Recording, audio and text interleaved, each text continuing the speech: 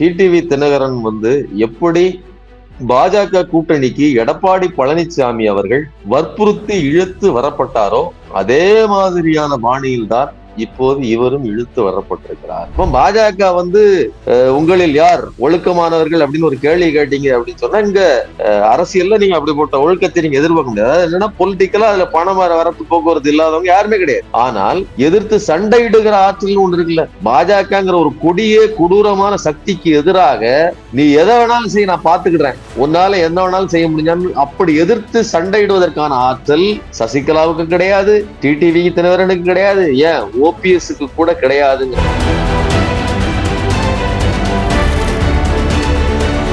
நான் எடப்பாடி என் காலில் விழுந்து, எங்களோட தலைவர் சசிகலா அவர்களுடைய காலில் விழுந்து வந்த ஒருவரை நான் எப்படி ஏற்றுக்கொள்ள முடியும் அப்படிங்கிற ஒரு உளவியல் சிக்கல், ஒரு பிரச்சனை இருக்குல்ல. ஜனநாயகத்துக்கு ஜனநாயகன் படத்துக்கு ஏன் இவ்வளவு பிரச்சனை? அப்புறம் கரூர் சம்பவம் குறித்து ஏன் இவ்வளவு நெருக்கடி? அவ்வளவு விஜயை உள்ளவா கேரேஜ்ல ஏர், என்னுடைய பாஜக இன்ஜினுக்கு பின்னால், என்னுடைய என்டிஏ இன்ஜினுக்கு பின்னால் நீ ஒரு 11வது பெட்டியாக ஒட்டிக்கொள், இந்த அனுமதி தான் நான் உங்களுக்கு கொடுக்குறேன். இவ்வளவுதான் அவங்க கொடுக்கறது.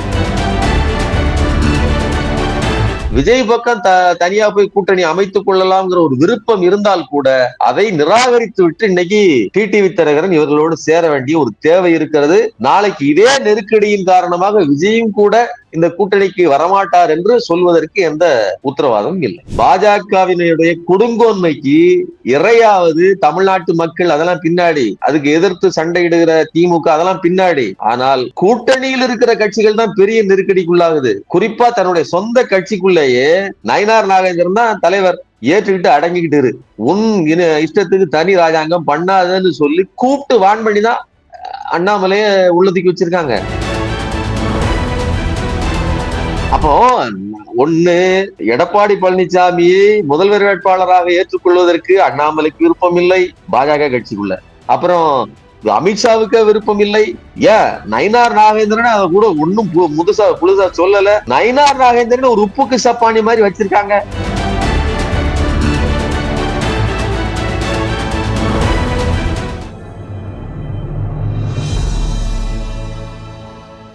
தமிழ் நியூஸ் நேயர்களுக்கு அன்பு. இன்றைய சிறப்பு நேர்காணலில் நம்மோடு இணைந்திருக்கும் சிறப்பு விருந்தினர் ஊடகவியலாளர் திரு சுமன் கவி சார். சார் வணக்கம். வணக்கம். வணக்கம் சார். டிடிவி தினகரன் அவர்கள் ஒரு எதிர்பாராத விதமாக ஒரு கடந்த 2-3 மாசத்துக்கு முன்னாடி எல்லாம் அவர் பேசியிருக்காரு. முன் பின்னெல்லாம் இப்ப போட்டுட்டு இருக்காங்க கிளிப்பிக்ஸ் எல்லாம். தூக்குல தொங்குவேன், இபிஎஸ் கூட எல்லாம் நான் கூட்டணிக்கு போகணும்னா என்ன இபிஎஸ் கூட கூட்டணி போக சொல்றீங்க அப்படின்ற மாதிரி எல்லாம் கடுமையான வார்த்தைகளை கொண்டு சாடினார். இப்போது அம்மாவுடைய ஆட்சி மலரணும், எனவே நான் கூட்டணி வைத்துக் கொள்கிறேன் அப்படின்னு சொல்லி இப்போ என்டிஏல இணைஞ்சிருக்கிறாரு. முதல்வர் வேட்பாளர் யார் என்று கேட்டா அதான் உங்களுக்கே தெரியுமே அப்படின்னு சொல்லிட்டு போறாரு. சிஎம் வேட்பாளர் யார் என்று முன்மொழியப்படவில்லை. கூடுதலாக அமித்ஷா அவர்களும் இதுவரை முதலமைச்சர் வேட்பாளர் எடப்பாடி பழனிசாமி அவர்கள் தான் என்று முன்மொழியவில்லை என்பதும் குறிப்பிடத்தக்க விஷயம். 23ஆம் தேதி மோடி வர்றாரு. என்ன ஆக போகுது இந்த கூட்டணி? அதாவது டிடிவி தினகரன் எப்படி பாஜக கூட்டணிக்கு எடப்பாடி பழனிசாமி அவர்கள் வற்புறுத்தி இழுத்து வரப்பட்டாரோ அதே மாதிரியான பாணியில் தான் இப்போது இவரும் இழுத்து வரப்பட்டிருக்கிறார். பாஜக தன் கையில் இருக்கக்கூடிய ரத கஜ துரக பதாதிகள் போக எல்லா தகுடுதத்த வேலைகளையும், அதாவது எல்லா துருப்புக்கள் மற்றும் தகுடுதத்த வேலைகள் எல்லாவற்றையும் தன்னுடைய கையில தான் வச்சுதான் வேலை செய்கிறது. இன்னொன்னு, இதுல பலவீனமானவர்கள் இந்த போட்டியில் தோற்று விடுகிறார். எவர்களுக்கு வலு இருக்கிற, இப்ப எல்லாருமே உத்தமர்கள் ஒழுக்க சீலர்கள் அப்படிங்கிறதுல எதிர்த்து போராடுவதற்கான வலு உள்ளவர்கள் எதிர்த்து நிற்கிறாங்க. அப்ப பாஜக உங்களில் யார் ஒழுக்கமானவர்கள் அப்படின்னு ஒரு கேள்வி கேட்டீங்க அப்படின்னு சொன்னா, இங்க அரசியல்ல நீங்க அப்படிப்பட்ட ஒழுக்கத்தை நீங்க எதிர்பார்க்க முடியாது. அதாவது என்னன்னா பொலிட்டிக்கலா அதுல பணம் வரத்து போக்குவரத்து இல்லாதவங்க யாருமே கிடையாது. ஆனால் எதிர்த்து சண்டையிடுகிற ஆற்றல் ஒன்று இருக்குல்ல, பாஜகங்கிற ஒரு கொடிய கொடூரமான சக்திக்கு எதிராக நீ எதை வேணாலும் செய்ய, நான் பாத்துக்கிடுறேன், உன்னால என்ன வேணாலும் செய்ய முடிஞ்சான்னு அப்படி எதிர்த்து சண்டையிடுவதற்கான ஆற்றல் சசிகலாவுக்கு கிடையாது, டிடிவி தினகரனுக்கு கிடையாது, ஏன் ஓபிஎஸ்க்கு கூட கிடையாதுங்கிறதா என்னுடைய கருத்து. எடப்பாடி பழனிசாமி கொஞ்சம் வலு போட்டு பார்த்தார். ஆரம்பத்தில் அவருக்கு அதுல உடன்பாடு இல்லை.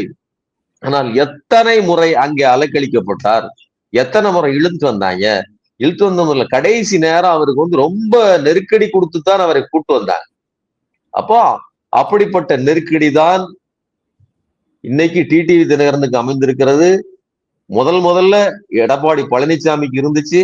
அதுக்கப்புறம் நம்ம சின்னையா, அதாவது அன்புமணி அவர்கள். அன்புமணி ராமதாஸ்.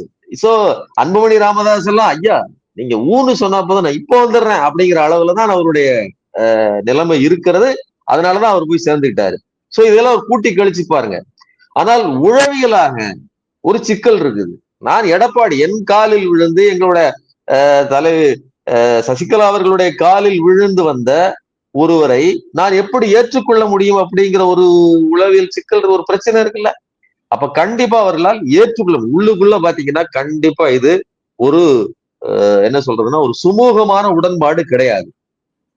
மன நெருக்கடி, பொருளாதார நெருக்கடி, பிரச்சனைகள், இடி ஐடி ரைடுகள் என பண்ணி வைத்த பாவங்களுக்கான பரிகாரங்கள் இது எல்லாம் இருக்குது. அதனால அதை காட்டி மிரட்டி பாஜக இந்த கூட்டணிக்கு இழுத்து சேர்த்திருக்க. இப்போ ஒரு வாய்ப்பு இருந்துச்சு. நாம கூட சில நேரங்கள்ல என்ன பேசினோம்னா, விஜய் பக்கம் போவதற்கு வாய்ப்பு இருக்கிறது. விஜய் பக்கம் வாய்ப்பு இருக்கிறது சரி. அதனுடைய சினாரியோ என்ன? விஜயை வலுப்படுத்துவதால் தங்களுக்கு லாபம் ஏற்படும் பாஜக நினைத்தால் மட்டும்தான் அது விஜய் தனியாக அல்லது வேறு கூட்டணியும் அமைத்துக்கிறதுக்கு வழிவகுக்கும். இல்லைன்னா விஜய் இன்னைக்கு என்ன நடந்துட்டு இருக்குங்க? ஜனநாயகன் படத்துக்கு ஏன் இவ்வளவு பிரச்சனை? அப்புறம் கரூர் சம்பவம் குறித்து ஏன் இவ்வளவு நெருக்கடி?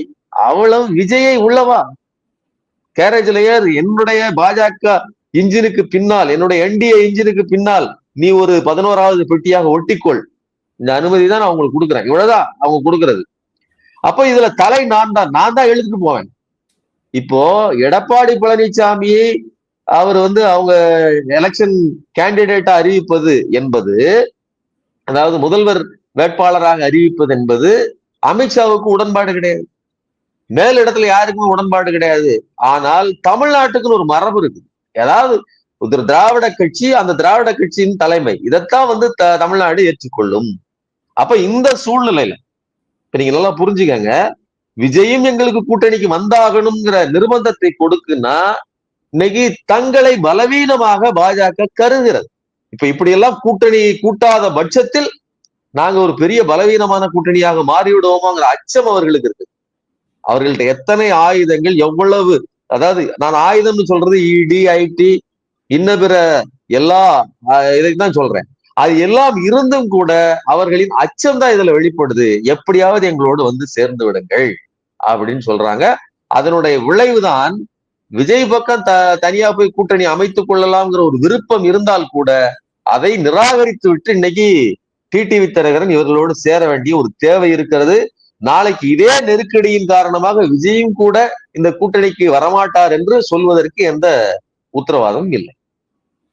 ஆனா இப்போ ஒரு முகம் கிடைக்குதுல்ல சார் இந்தியாவுக்கு. பாருங்க முன்னாடி எல்லாம் வந்து யாருமே கூட்டணியே இல்ல.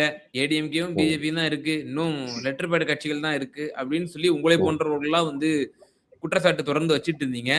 இப்ப பாருங்க, இப்போ டிடிவி வந்துட்டாரு. இப்ப தேமுதிகவும் இப்ப அநேகமா வரக்கூடிய 23ஆம் தேதி பிரதமர் அவர்கள் வருகையின் போது மேடையில ஏற போறாங்க. இப்படிப்பட்ட இன்னும் சில கட்சிகள் வந்து எல்லாரும் ஒரு சேர வந்து என்டிஏ ஒரு ஸ்ட்ராங் அலையன்ஸா வந்துரும் அப்படின்னு சொல்றாங்களே. அதாவது அலையன்ஸ் ஸ்ட்ராங், ரைட். அலையன்ஸ் ஸ்ட்ராங்ங்கிறது எதை வச்சு அடிப்படை சொல்றீங்க? ஒரு ஒன்று அதாவது அவங்க எல்லாம் கூட்டிட்டு ஒன்னா கூட்டணி அமைச்சாச்சு, அதனால ஸ்ட்ராங்குங்கிறீங்க. இன்னொரு வேடிக்கையை பாருங்க,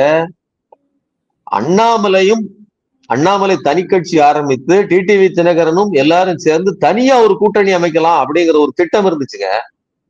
அண்ணாமலையும் சேர்த்து தான் வான் பண்ணிருக்கேன். இப்ப வந்து கூட்டணிங்கிறது, இந்த மன நெருக்கடிங்கிறது ஏதோ எடப்பாடி பழனிசாமிக்கு, ஏதோ டிடிவிக்கு கிடையாது. அமித்ஷா என்கிற பாஜகவினுடைய கொடுங்கோன்மைக்கு இறையாவது தமிழ்நாட்டு மக்கள், அதெல்லாம் பின்னாடி. அதுக்கு எதிர்த்து சண்டையிடுகிற திமுக, அதெல்லாம் பின்னாடி. ஆனால் கூட்டணியில் இருக்கிற கட்சிகள் தான் பெரிய நெருக்கடிக்குள்ளாகுது. குறிப்பா தன்னுடைய சொந்த கட்சிக்குள்ளேயே நயினார் நாகேந்திரன் தான் தலைவர், ஏற்றுக்கிட்டு அடங்கிக்கிட்டு இரு, உன் இஷ்டத்துக்கு தனி ராஜாங்கம் பண்ணாதன்னு சொல்லி கூப்பிட்டு வான் பண்ணிதான் அண்ணாமலைய உள்ளதுக்கு வச்சிருக்காங்க. அண்ணாமலை கடைசி நிமிஷம் வரல டிடிவி தினகரனுக்கு ஒரு ஆறுதலை கொடுத்துக்கிட்டே இருந்தாரு. கவலைப்படாதீங்க, நாம ஒரு ஒரு ஏதாவது ஒண்ணு பண்ணுவோம் அப்படின்ட்டு. அதோட பொருள் என்னன்னா, எடப்பாடி பழனிசாமி தலைவராக இல்லாமல் நாம் ஒரு தனி கூட்டணி அமைத்துக் கொள்ளலாம் அப்படின்னு ஒரு ஒரு ஒரு பிளான் இருந்திருக்கு. பிளான் ஏ, பிளான் பிங்கிற மாதிரி. அப்படிப்பட்ட பிளான அவங்க எக்ஸிக்யூட் பண்ண உடலையே. இப்ப என்ன, நயினார் நாகேந்திரனுக்கும் அண்ணாமலைக்கு இடையில அப்படியே சுமூகமான அன்பும் பண்பும் பாச பிணைப்புமா இருக்குது. எவ்வளவு பெரிய நெருக்கடிக்குள்ள ஒரு கட்சியே இருக்குது. இது ஒண்ணு.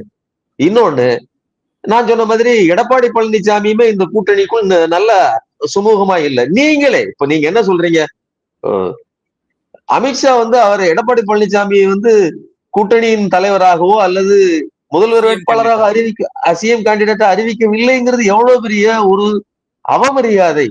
ஏங்க, மாப்பிள்ளைய கிட்டே வச்சுக்கிட்டு நீ மாப்பிள்ளை இல்ல அல்லது நான் சொல்றவன் தான் மாப்பிள்ளைங்கிறது எவ்வளவு பெரிய ஒரு அவமரியாதை. கடைசி நேரம் வரலாம் எவன் மாப்பிள்ளனே தெரியாது, கல்யாணம் நடக்க போகுதுன்னு சொன்னா எப்படிப்பட்ட ஒரு நிலைமை. அப்போ ஒண்ணு, எடப்பாடி பழனிசாமியை முதல்வர் வேட்பாளராக ஏற்றுக்கொள்வதற்கு அண்ணாமலைக்கு விருப்பம் இல்லை பாஜக கட்சிக்குள்ள. அப்புறம் அமித்ஷாவுக்கு விருப்பம் இல்லை. ஏன் நயினார் நாகேந்திரன் அதை கூட ஒன்னும் புதுசா சொல்லல. நயினார் நாகேந்திரன் ஒரு உப்புக்கு சப்பானி மாதிரி வச்சிருக்காங்க. இவ்வளவு சினாரியோவுக்கு மத்தியில வலுக்கட்டாயமாக இழுத்து வரப்பட்ட டிடிவி தினகரன் வேற வழி இல்ல, நீ கண்டிப்பா சேர்ந்தே ஆகணும்னு மிரட்டி இழுத்து வரப்பட்ட அன்புமணி ராமதாஸ், இதெல்லாம் சேர்ந்தா அது கூட்டணியா? ஏங்க, சல்லியா நொறுங்கி இருக்கிறத கொண்டாந்து இப்படி கொட்டி வச்சுட்டா அதுக்கு பேர் கூட்டமா இருக்குன்னு அர்த்தமா? அது ஒரு ஒரு என்ன சொல்றதுன்னா, ஒரு கண்ணாடி குவளை அப்படின்னு சொன்னா அதுக்கு ஒரு வடிவம் இருக்குது, அதுக்கு ஒரு ஒரு ஒரு ஒருங்கிணைவு இருக்குது. ஏற்கனவே நொறுங்கி கிடக்கிற ஒரு விஷயத்தை இப்போதும் கூட ஃபெவிகால் ஃபெவிக்விக் போட்டு கஷ்டப்பட்டு ஒட்டி வச்சிருக்காங்க. அதுவும் ஷேப்புக்காகல, ஒரு வடிவம் பெறல. இத போய் நீங்க வலுவா இருக்குது, அது பெரிய மாற்றத்தை ஏற்படுத்தும், எப்படி ஏற்படுத்தும்? நான் இன்னொரு கேள்வி கேட்கிறேன். கடந்த தேர்தல்ல இவர்கள் எடுத்த கூட்டணி எடுத்த ஒரு 2 கூட்டணியா வச்சுக்கோங்க. என்டிஏ கூட்டணி தனி, இவர் தனி. யாரு? எடப்பாடி பழனிசாமி தனி. எடப்பாடி பழனிசாமிக்கு 20% தானே. நீங்க அதுல 1% நம்ம அம்மையார் பிரேமலதாவோட வாக்கும் சேர்ந்துதான் இருக்குது. அவர் இன்னும் வரல, அதை பத்தி உத்தரவாதம் அந்த அம்மையார நம்ம நம்ப முடியாது, அதை விட்டுருங்க. இருந்தாலும் 20, இவங்க ஒரு 19, 39 தானே. ஆனா போன முறை வெற்றி பெற்ற திமுக கூட்டணியின் வாக்குகள் 45% ஆச்சு. மிச்சம் 6% எங்க இருக்கு? 6%மே ஸ்வீப்புக்கான ஒரு பெரிய நம்பர் ஆச்சே. அந்த அச்சத்தில் தான் விஜய் எப்படியாவது உள்ள இழுத்துருவோம், அப்படி இழுத்தாதான் குறைந்தபட்சம் கூட்டணி பெருசா இருக்குன்னு காட்டவாவது முடியும். இதுதான் பாஜக. அதான் சொல்றேன், நான் என்ன சொல்றேன்னா, கட்டாயமா பிடிச்சி கைய பிடிச்சி சேர்ந்துக்கோ அப்படின்னு சொல்லி கட்டாய கல்யாணம்னு ஒண்ணு பண்ணி வச்சீங்கன்னா அது திருமணமா? முதல்ல அது லீகலா அது ரைட்டா? லீகலா ரைட்டுங்கிறது மட்டும் இல்ல, மாரலா ரைட்டா? சட்டத்தை விட்டுருக்கங்க, அறம்னு ஒண்ணு இருக்குல்ல. அப்படிப்பட்ட ஒரு கேடுகட்ட நிலைமையில் இருக்கக்கூடிய ஒரு கூட்டணிக்கு பேரு இது இன்டாக்டா இருக்கு, இது வலுவா இருக்குன்னு சொன்னா இதை யார் ஏற்றுக்கொள்வார்கள்? அப்போ இந்த கூட்டணியே பொருந்தா கூட்டணி அப்படின்ற ஒரு விஷயத்த சொல்றீங்க சார். இப்போ 23ஆம் தேதி பிரதமர் வர்றாரு தமிழ்நாட்டுக்கு. அப்போ அந்த சமயத்துல எல்லா தலைவர்களும் அந்த மேடையில இருக்கணும் அப்படிங்கிற மாதிரிதான் பியூஷ் கோயலுக்கு கொடுக்கப்பட்டிருக்கக்கூடிய அசைன்மெண்ட், அதற்குண்டான பணிகள் தான் போய் கொண்டிருக்கிறது என்று சொல்றாங்க. அப்ப அந்த மேடையிலே இப்ப ஏற்கனவே டிடி தினகரன் அவர்களும் சிஎம் கேண்டிடேட்டா சொல்லல, கேக்குறாங்க பிரஸ், உங்களுக்கு தான் தெரியுமே அப்படின்னு சொல்லிட்டு போறாரு. அது அவர் முன்மொழியல்ல, அவர் நம்ம எடப்பாடி பழனிசாமி அவர்கள் தான் அப்படின்னு சொல்லி.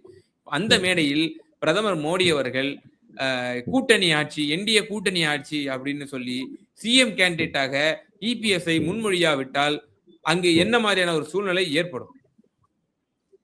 அதாவது ஏற்கனவே அதிமுக கலகலத்து போயிருக்கு. உள்ளுக்குள்ள எடப்பாடி பழனிசாமி தலைமையில வந்தாச்சு. அதாவது வேற தலைவர் இல்ல, அவர் தான் அந்த இரட்டை இலை எம்பளத்துக்கான பொதுச் செயலாளர். எல்லாம் ரைட்டு, ஓகே, இதெல்லாம் ஏத்துக்கிட்டாச்சு. ஆனா ஜெயிக்கணுமே. 10 தோல்விகளை கடந்து தோல்வி மேல் தோல்வியா பெற்றுக்கிட்டு இருக்கிற ஒரு தலைவன், இது கண்ணு கட்டிய தூரம் வரை ஜெயிப்புக்கு வாய்ப்பே இல்லைன்னு நினைக்கக்கூடிய ஒரு சூழ்நிலை. இது நாமளா சொல்றோம்? அம்மையார் சசிகலா சொல்றாங்க, திமுக நினைக்கிறது எதிரிகளே இல்லை அப்படின்னு. அப்படி திமுக சொன்னிச்சா? உங்களுடைய உற்ற தோழி சொன்ன மாதிரி சொன்னாங்களா? நான் என்ன கேக்குறேன், உங்க அம்மையார் தானே சொன்னாங்க, என் கண்ணு கட்டிய தூரம் வரை எதிரி. ஆனா அப்படிப்பட்ட எதிரி கண்ணு கட்டிய தூரம் இல்ல, பக்கத்திலே இருந்திருக்கிறான். ம். கூட அந்த மாதிரி உருத்தெரியாம ஆக்கிட்டாங்க. அது வேற விஷயம். எதுக்கு சொல்றேன்னா, இப்படி காலில் விழுந்தவர்கள், காலை வாரி விட்டவர்கள் எல்லாம் உங்க பக்கத்திலே இருந்தாங்க. நான் இன்னும் கூடுதலா சொல்றேன். எடப்பாடி பழனிசாமி உங்க பக்கத்திலே தான் இருந்தாரு. நீங்க தான் இது பண்ணீங்க. அவர்தான் உங்களை காலை வாரி விட்டாரு. அப்ப உங்களுக்கு எதிரி எங்கேயோ எல்லாம் இல்ல. ஆனா நீங்க என்ன சொல்றீங்க? திமுக அப்படி நினைக்கிறது. திமுக அப்படி நினைக்கல. திமுக தனக்கு எதிரியை கூட இவர்தான் எதிரி. இவருக்கு தான் உண்மையான வலு இருக்குன்னு நிர்ணயிக்கிறது. நாங்கள் வேறு யாரையும் எதிர்க்க வேண்டிய எங்களுக்கு எதிர்க்கட்சி எடப்பாடி பழனிசாமி தான் சொல்லி திமுகவே சொல்கிறது. அப்ப எவ்வளவு அதாவது தன்னுடைய வெற்றியை தீர்மானிப்பது மட்டுமல்ல, தனக்கான எதிரிக்கு என்ன பொசிஷன், என்னுடைய நாற்காலி இது அப்பா, என்னோட சண்டையிடுறவனுடைய நாற்காலி இது, வா இதுல இருந்து நீ உட்கார் அப்படின்னு சொல்லி யாரு சொல்றா? ஆள்கிற ஆண்டு கொண்டிருக்கிற ஒரு கட்சி சொல்லுது. ஆனா அவன் கூட்டணியில இருக்கக்கூடிய அமித்ஷா சொன்னாரா? எடப்பாடி பழனிசாமி அவர்தான் பிரதானமான முதல்வர் வேட்பாளர். இதை விட அவமானம் வேணுமா? இப்படி ஒரு கூட்டணி உனக்கு தேவையா? நான் கேட்கிறேன். எடப்பாடி பழனிசாமி கேட்கிறேன். இப்படி ஒரு கூட்டணி உனக்கு தேவையா? எதிரி மதிக்கிறான் உன்னை. உனக்குத்தான் வலு இருக்கிறது சண்டையிடுவதற்கான எதிர்கட்சிக்கான சீட் அதுதான். மக்கள் அதானே கொடுத்திருக்காங்க. இப்பவும் எதிர்கட்சி நீ தானே. ஆனா உன்னை ஒரு கூட்டணி மதிக்க மாட்டேங்குது. எங்கேயோ இருந்து வந்த ஜுனூன் சேட், ஜிப்பா போட்ட ஒரு சேட்டு, விலைக்கு வாங்க வந்த ஒருத்தர் உன் கட்சி அடகுக்கு பிடிக்க வந்தவர் மதிக்க மாட்டேங்கிறாருன்னா, ஏன்னா நீயும் அடகு பிடிச்சவன் தான் கட்சி. அது வேற விஷயம். அதுக்குள்ள நம்ம போக வேண்டாம். அப்ப நான் எதுக்கு சொல்ல வரேன்னா, எதிரிகளே இல்லை அப்படின்னு நாம சொல்லல, சசிகலா சொல்றாங்க. அப்படி சொல்லிட்டு என்ன சொல்றாங்க? நான் இருக்கேன், மறந்துடாதீங்க அப்படிங்கிறாங்க. ஏம்மா உங்க கட்சிக்காரங்களே உங்களை மறந்துட்டாங்க. நீங்க இப்படி எல்லாம், அதாவது வைரமுத்து சொல்லுவாரு, நீங்க தூங்கும் போது கூட சினிமா துறையில இருக்கவங்க காலை ஆட்டிக்கிட்டே தூங்கணும், இல்லைன்னா செத்துட்டான் அப்படின்னு சொல்லி பணம்னு சொல்லி புதைச்சிருவாங்க அப்படின்னு சொல்லுவாரு. அரசியல்ல நீங்க அது சினிமாவை விட 10 மடங்கு அதிகம். அரை மணி நேரம் கால ஆட்டலாம் ஆல்ரெடி தவசமே முடிச்சிருவாங்க. அந்த இடத்தில் சசிகலா எங்க இருக்கிறார் அப்படிங்கிறத நம்ம சொல்லணும். அந்த மாதிரி அவர் கால ஆட்டி காட்டுறாரு, இல்ல எனக்கு உயிர் இருக்குது அப்படின்னு. மற்றபடி அவர் சொன்ன ஸ்டேட்மெண்ட்டுக்குள்ள இருக்கிற உண்மையை நம்ம புரிஞ்சுக்கணும். இவர்கள் எல்லோரும் கூட்டணியாக கூடி சேர்ந்தாலும் இவர்கள் கூட்டணிக்கு உயிர் இல்லை, அதுக்கு ஒரு ஜீவன் இல்லை. அதை மக்கள் நம்ப மாட்டார்கள். இந்த கூட்டணி எல்லாம் நம்பி ஓட்டு போடணுங்க. யாருக்கு ஓட்டு போடுவா? இவர்கள்லாம் யார் தலை? இந்த மூஞ்சிகளுக்கு எதுக்காவது ஓட்டு விழுமா? அதனால இது பாஜக குறுக்கு வழியில் தமிழ் மக்களை அபகரிக்க நினைப்பதற்கான ஒரு வன்முறையான கூட்டணி.